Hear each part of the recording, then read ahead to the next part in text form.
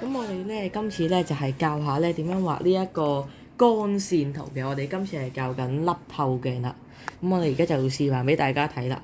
咁其實畫呢個透鏡咧，我哋要記住逐個步驟做咧，就唔會有任何出錯啦。我哋而家就教你哋啦。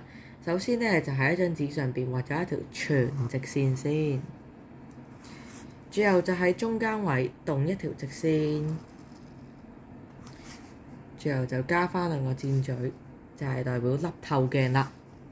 咁呢個就係第一步啦。第二步好簡單嘅啫，就係喺呢個位加一個 F。咁兩邊咧都要對稱嘅。咁第三步咧，我哋咧就唔好畫光線字，我哋咧一定咧就要畫咗物體先嘅。我哋係有太陽先有光噶嘛，唔會冇太陽就有光噶啦嘛。第三步。咁第四步我哋會畫咗一條最簡單嘅線先嘅，就係最簡單一條直線咁樣畫翻箭嘴。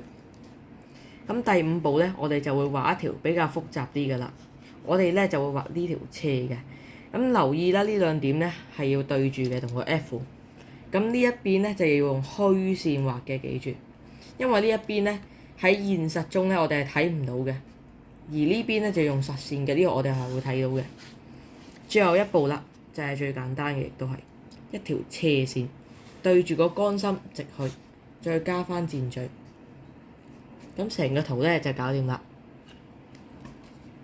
最後咧，我哋咧就會加翻一個虛像，就係咁樣啦。